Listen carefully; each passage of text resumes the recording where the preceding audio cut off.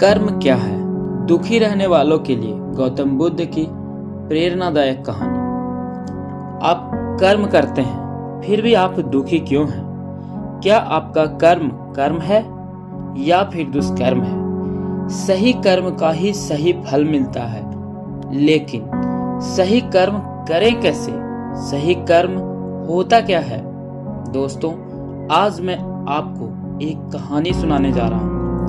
इस कहानी के माध्यम से आज आप यह समझ जाएंगे कि कर्म होता क्या है, क्योंकि हर एक इंसान का कर्म ही उसके सुख और दुख का भागी होता है। सही कर्म उसके सुख का भागी होता है और गलत कर्म उसके दुख का भागी होता है। चलिए जानते हैं किस प्रकार महात्मा बुद्ध ने अपने शिष्यों को बताया कि कर्म क्या है।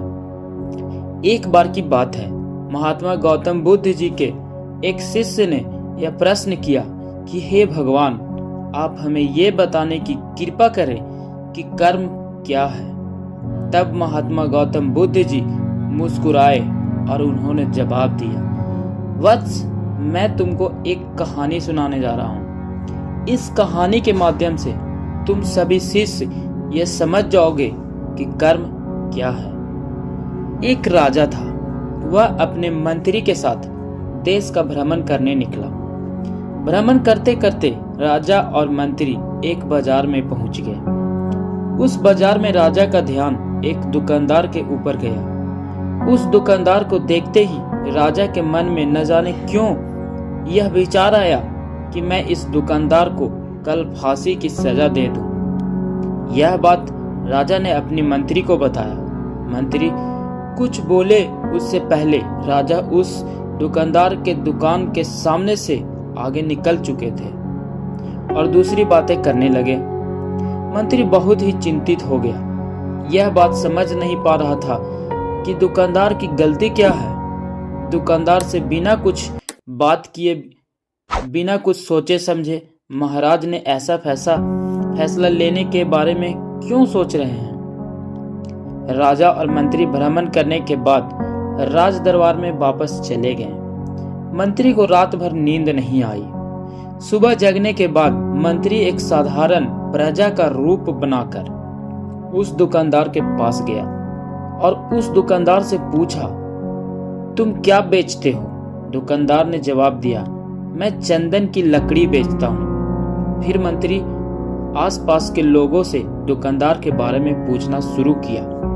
सब ने जवाब दिया कि दुकानदार किसी से बोलता नहीं है, हमेशा दुखी रहता है। मंत्री को बात समझ में आ गई। मंत्री फिर वापस दुकानदार के पास गया और उस दुकानदार से पूछा, तुम दुखी क्यों रहते हो? दुकानदार ने बताया, मैं दुखी इसलिए रहता हूँ क्योंकि मेरे दुकान पर लोग आते हैं, चंदन की लकड़ियां सूंघते हैं और बोलते हैं बहुत ही सुंदर है, बहुत ही अच्छी महक है, लेकिन कोई खरीदता नहीं है, इसलिए मैं बहुत दुखी रहता हूँ। मंत्री दुकानदार की बात सुनकर खुद भी भाव विभोर हो गया। और कोई भी दुकानदार दुखी क्यों न हो अगर उसके दुकान का कोई भी सामान खरीदा ना जाए, जबकि सामान में कोई कमी ना हो। मंत्री सोचने लगा कि यह दुकानदार अपने दुखों की वजह से इतना दुखी रहता है, परंतु राजा इस दुकानदार को फांसी पर क्यों लटकाना चाहते हैं? अर्थात राजा के मन में आए हुए विचार का उत्तर अभी तक मंत्री को नहीं मिला था। मंत्री ने फिर दुकानदार से पूछा, भाई, तब तुम क्या करोगे अगर तुम्हारे दुकान की सारी चंदन की लकड़ियां ऐसे ही रखी की रखी रह जाएगी तो? दुकानदार ने गुस्से भाव से बोला, हाँ, मैं जानता हूँ मेरी चंदन की लकड़ियां ऐसी ही रखी रह जाएंगे, कोई नहीं खरीदेगा, इसलिए मैं सोचता हूँ कि हमारे देश का राजा जल्दी से मर जाए। अगर वह जल्दी से मर जाता तो मैं उस राज दरबार में उस राजा के दाह संस्कार के लिए अपनी चंदन की लकड़ी देता, जिससे मुझे कुछ पैसे मिल जाते और इस बाजार के अलावा बाकी के लोगों को भी मेरे चंदन की लकड़ी के बारे में पता चलता, तो फिर शायद कुछ न कुछ लोग मेरी दुकान के दुकान से जरूर खरीदने आते चंदन की लकड़ी। मंत्री दुकानदार की बात को सुनकर सब कुछ समझ गया और उसके मन में एक विचार आया। मंत्री ने दुकानदार से चंदन की कुछ लकड़ियां खरीदी। इस खरीदारी से दुकानदार को कुछ पैसे भी मिल गए और वह थोड़ा खुश भी हो गया। मंत्री चंदन की लकड़ियों को लेकर वापस राज दरबार में चला गया। राज दरबार में पहुंचकर मंत्री ने उस चंदन की लकड़ियों को राजा के समक्ष रख दिया और बोला कि हे राजन, ये चंदन की लकड़ियां उसी दुकानदार ने आपको भेंट किया है जिस दुकानदार को आप फांसी देने के लिए सोच रहे थे। राजा उन चंदन को सूंघे तथा सूंघने के बाद बड़े ही प्रसन्न हुए।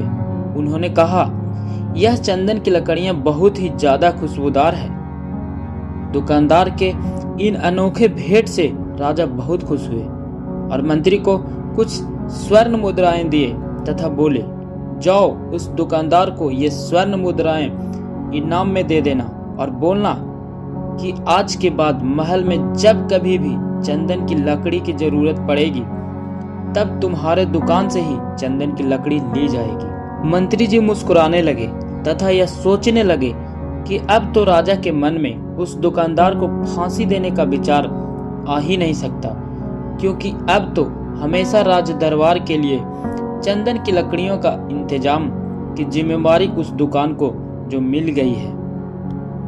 मंत्री स्वर्ण मुद्राओं को लेकर वापस दुकान की तरफ चल दिया। इधर राजा इस विचार में पड़ गए कि वह दुकानदार तो बड़ा ही अच्छा इंसान है। जिस वक्त मैं उसके बारे में यह सोच रहा था कि मैं इसको कल फांसी दे दूंगा, तब शायद उसके मन में उस समय यह विचार चल रहा था कि राजन पहली बार मेरे दुकान के सामने आए हैं, क्यों न मैं उनको अपनी सुंदर और खुशबूदार लकड़ियों को भेंट करूं। और आज उसने मुझे भेंट भी किया। बेवजह ही मैं उसको फांसी देने के बारे में सोच रहा था। इधर मंत्री दुकानदार के पास पहुंच गया। मंत्री ने राजा के द्वारा दी गई स्वर्ण मुद्राओं को दुकानदार को देते हुए कहा कि जिन चंदन की लकड़ी को कल मैं खरीद कर लेकर गया था, उन चंदन की लकड़ियों को राजा ने बहुत पसंद किया और इनाम के तौर पर तुमको यह कुछ स्वर्ण मुद्राएं दिए हैं। दुकानदार बहुत खुश होने लगा।